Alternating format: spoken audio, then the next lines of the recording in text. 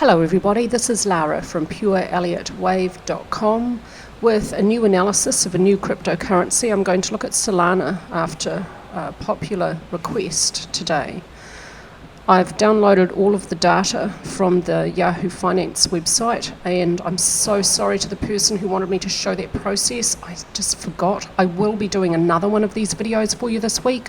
I think it's BNB is the next one I need to do for a member this week, so I'll try and remember to video that process when I do it later, hopefully tomorrow.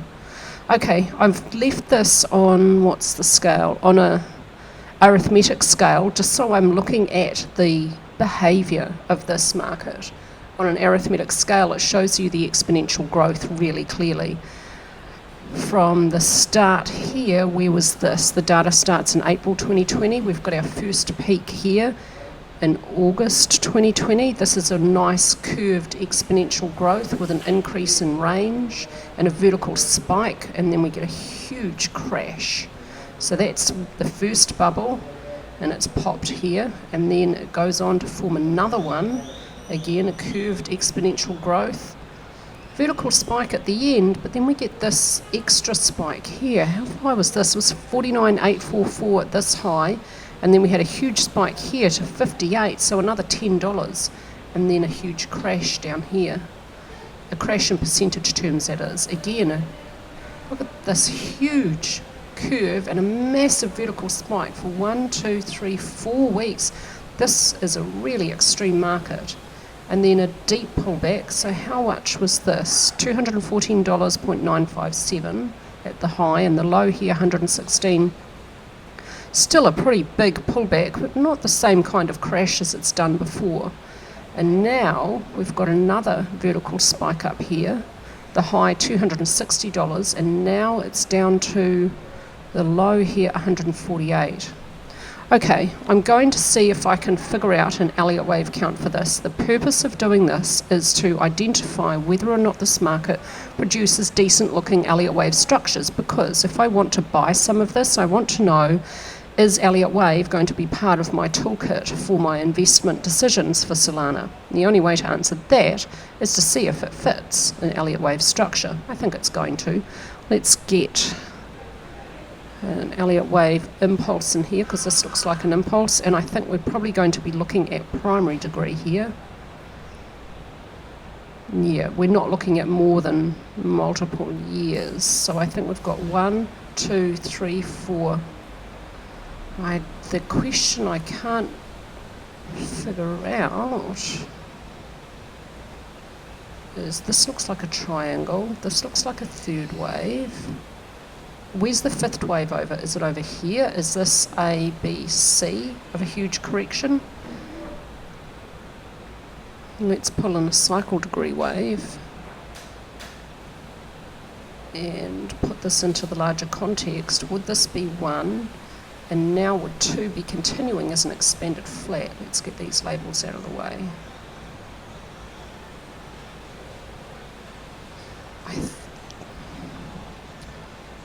The key is going to be the structure of this B wave. I don't want to label cycle 2 over here at this low down here, because that's just 2 months in duration. It's too shallow and it's too brief. And please excuse the background noise. I am now in Cartagena in Colombia for the first time ever in Colombia, which is super exciting. And I'm in the old town and it's pretty noisy here. It's really busy. I'm going to save this, and now I need to look at the daily chart, and I'm going to start focusing on the structure of B. 1, 2, 1, 2, 3, 4, 3, 4, 5. I don't know, that could be an impulse, could it also be a zigzag? And could this be A, B, C? I think this isn't actually going to work very well as a zigzag. I don't want to put 1 and 2 there like that. No. Okay. I don't think this is going to work as a zigzag. Could it be a double zigzag?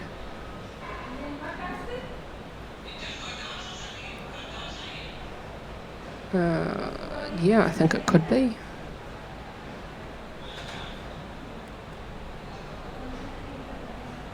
Yeah, this actually looks really good. Let's expand this out so I can see. Oh yeah, even this looks good. Is there an overlap here? Yeah, looks like there might be. Oh no, there isn't. Okay. All the detail looks really good. Minor A looks like a really good impulse, and minor C looks like a good impulse. I'm just going to create a copy of this. I'm just going to play around with something here. That's what I'd call it when I do that. I'm just going to delete all of these labels actually. I'm just going to see, does this fit better as an impulse? Let's just bring this 2 back over in here. And probably have to remove the degree of labelling all down 1 for that. Let's get rid of that. I want to know if this upward wave that I've just labelled as a double zigzag for primary B could be an impulse for an intermediate degree first wave. So this would be my alternate. So I'd want to put 1 and 2 down here. Okay, how is the third wave going to work? Let's expand that out again. Okay, this is the key. The third wave has to fit as an impulse. It doesn't look that good, but let's see. Okay, well, no. The middle of the third wave, this is not looking very good. Can we make it fit? Motive waves thinks not. I think yes. Let's see, we could have brief shallow fourth waves in here, but now the middle of the third wave, the very middle of it, this is getting really problematic. No, that's not going to work, is it? 4 has to retrace sum of 3, and I can't. That actually doesn't work. Okay, so I think my conclusion for Solana is primary C needs to move below the end of A, so I'm expecting more downward movement to at least a little bit below 116.342 before the second wave is complete, and 0.505194 is the invalidation point. So let's pull that in. My target is for primary C to end at least slightly below the end of A to avoid a truncation and a very rare running flat. That's my conclusion at that time frame. Now let's take a look at the structure of primary C. How is this working? It may only be an impulse or a leading or an ending diagonal. Does intermediate 1 look okay as a leading diagonal? Is it going to meet all Elliott wave rules? Oh, no, it doesn't. It doesn't, because the third wave is too long. I keep saying it, but I've long suspected that the rules for diagonals need to be rewritten to include the possibility that sometimes the third wave within them is the longest. But I really don't like, I don't break any of the rules as outlined in Frost and Prechter Elliott wave principle. So I cannot label that like that, which means this could be a series of overlapping first and second waves, which has a problem of proportion, and so it doesn't look great, but it does meet all the rules. And as long as the subdivisions fit, sometimes lower degree second waves, here minor 2 is longer lasting than intermediate 2. It doesn't look great. It's not violating a rule, but sometimes that can happen, and I have seen it happen quite a lot on gold. When it starts a trend slowly, it doesn't always have perfectly proportionate second waves in relation to each other. It's not ideal, but I think it's better than breaking any Elliott rules. I need to do more research before I'm prepared to publish anything that changes any rules. I think if you want to change any of Elliott's rules, it needs to be based on a solid body of research. You need evidence for it, not just a I think or I feel. I'd rather go with data. I'm not going to think or feel anything here. I do think and feel, just not like that. I'm just checking that C's above A. No, it's not. I don't like truncations. Oh, that's terrible. Oh, I can't accept that. Could 2 have been some kind of combination, so a sideways structure? Let's see if there's something else going on here. Oh, okay, yeah. Okay.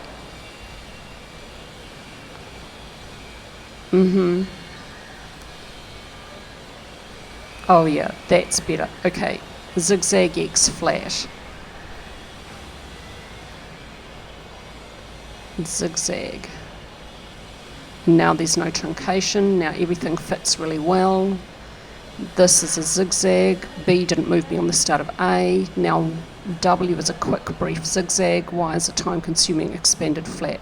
Not great proportion between W and Y, but that's better than what I had before because zigzags do tend to be much quicker structures than flat corrections, which do tend to be longer lasting.